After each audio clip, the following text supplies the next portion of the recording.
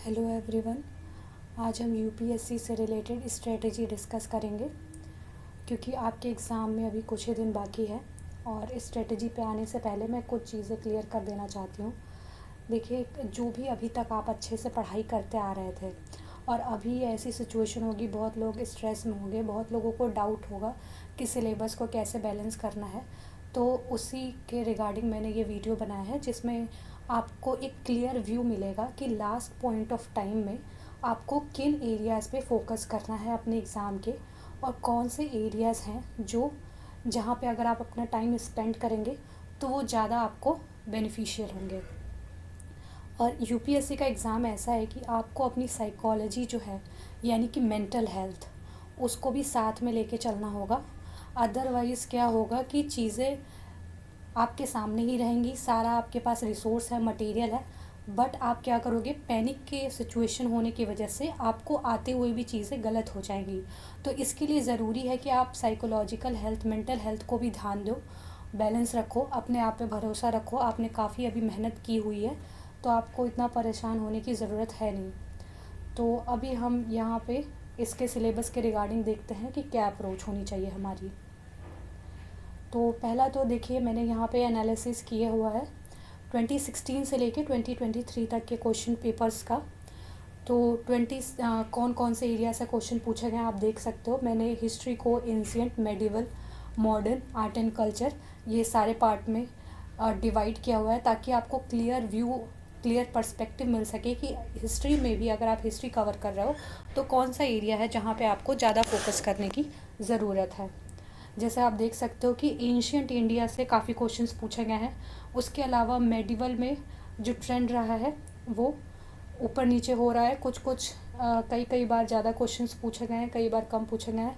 Modern जो लोगों को लगता था काफ़ी क्वेश्चन पूछे जाएंगे, तो वहाँ पे क्वेश्चंस का जो एवरेज है वो थोड़ा सा कम है, बट ऐसा ज़रूरी नहीं है। नेक्स्ट टाइम हो सकता है ज़्यादा क्वेश्चन भी आ जाएँ, जैसे 2018 को देख सकते हैं आप। उसी तरीके से आर्ट एंड कल्चर जो है वो एक कंसिस्टेंट सब्जेक्ट है कि आपको आर्ट एंड कल्चर से रिलेटेड क्वेश्चंस तो पूछे ही जाते हैं। नेक्स्ट आपका पॉलिटी एंड गवर्नेंस आप देख सकते हो यहाँ पे किस तरीके से क्वेश्चंस का ट्रेंड है। इस पीडीएफ के बारे में आपको चिंता करने की ज़रूरत नहीं है, ये पीडीएफ मैं अपने टेलीग्राम चैनल पे अपलोड कर दूँगी, आप वहाँ से देख सकते हो। इंटरनेशनल रिलेशंस आप देख सकते हो कि कौन कौन से ईयर में कितने कितने क्वेश्चन पूछे गए हैं। उसी तरीके से सेम ज्योग्राफी में भी देख सकते हो। देखिए, ये जो क्वेश्चंस मैंने डिवाइड किए हैं, कई बार क्या होता है कि कुछ लोग कुछ पार्ट को ज्योग्राफी के एनवायरनमेंट में रख देते हैं और या फिर एनवायरनमेंट के कुछ पार्ट को ज्योग्राफी में। मैंने ज्योग्राफी में स्ट्रिक्टली सिर्फ उसी पार्ट को रखा है जो या तो कॉन्सेप्ट बेस्ड है या मैप बेस्ड है। उसके अलावा आईआर, इंटरनेशनल रिलेशंस में कुछ चीज़ें ओवरलैप होती हैं ज्योग्राफी की कई बार। जैसे मान लीजिए कोई कंट्री इंटरनेशनल रिलेशंस के पर्सपेक्टिव से न्यूज़ में है, लेकिन उसके साथ ही साथ उसकी ज्योग्राफी भी पूछ ली जाती है कि ये कहाँ कहाँ सिचुएटेड है, तो उसको हम आईआर में रखेंगे। क्योंकि ओवरऑल जैसे अभी करंट सिचुएशन क्या है, वॉर की सिचुएशन है इसराइल, उसके साथ ही साथ जब हुआ था, अभी रशिया का करंट चल रहा है। तो इन सब पर्सपेक्टिव में आपको देखना होगा कि चीज़ें कहाँ पे रखनी है। तो इस तरीके से मैंने डिवाइड किया हुआ है। साइंस में भी मैंने बेसिक यहाँ पे डिवाइड किया है, उसके साथ ही साथ साइंस एंड टेक वाला पार्ट डिवाइड किया हुआ है।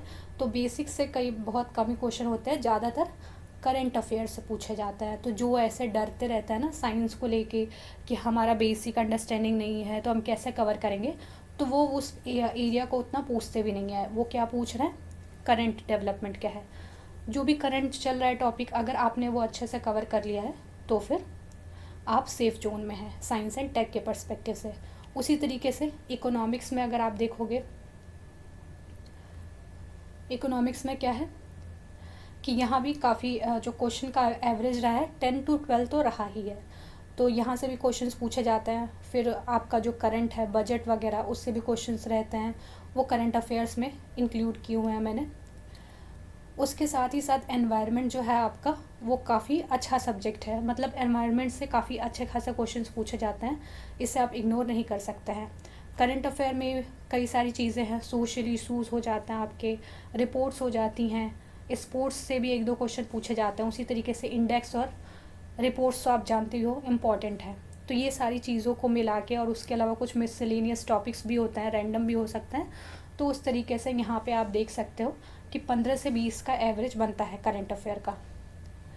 तो ओवरऑल आप इसको एनालाइज कर सकते हो अपनी स्ट्रेंथ के हिसाब से, और आपको समझ में आएगा कि कौन कौन से एरियाज़ हैं जहाँ पे आपको फोकस करना चाहिए। अब इस एनालिसिस से हमें एक चीज़ क्लियर होती है कि जैसे लोग बोल रहे हैं कि यूपीएससी का एग्ज़ाम काफ़ी टफ होता जा रहा है, बट फिर भी अगर आप ओवरऑल ट्रेंड देखोगे तो कम से कम 35 से 40 क्वेश्चन जो होते हैं आपके, वो आपके उस सिलेबस से होते हैं जो सभी ने पढ़ रखा है। हो सकता है वो थोड़ा सा ट्रिक अप्लाई करते हैं, बट स्टिल वो क्या होते हैं, सिंपल क्वेश्चंस होते हैं।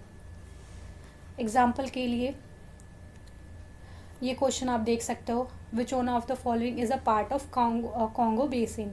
तो यहाँ पे क्या है, सिंपल मैप बेस्ड क्वेश्चन है।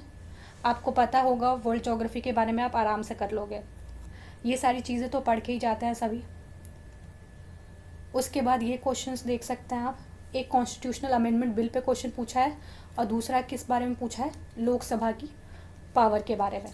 तो ये सब सिंपल क्वेश्चंस है जो आप अटेम्प्ट कर सकते हो। मैं इन्हीं क्वेश्चंस की बात कर रही हूँ जो आपके 35 to 40 क्वेश्चंस में आएंगे।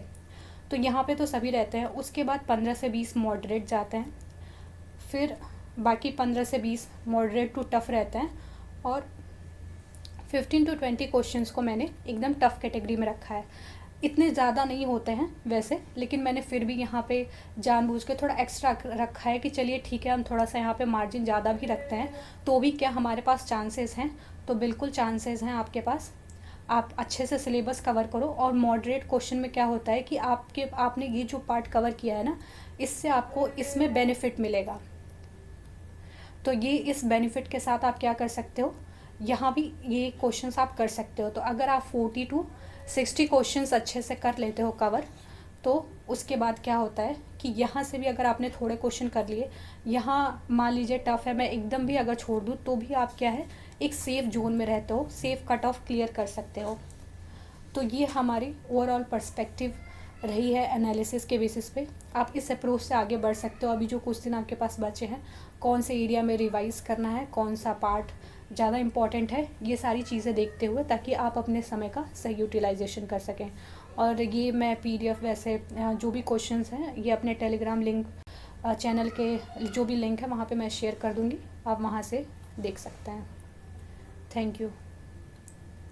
और कोई अगर डाउट रह जाते हैं आपके, तो आप टेलीग्राम में मुझे मैसेज कर सकते हैं, वहाँ मैं आपके डाउट सॉल्व कर दूँगी, अगर स्ट्रेटेजिक कोई भी डाउट है UPSC से रिलेटेड। Thank you everyone.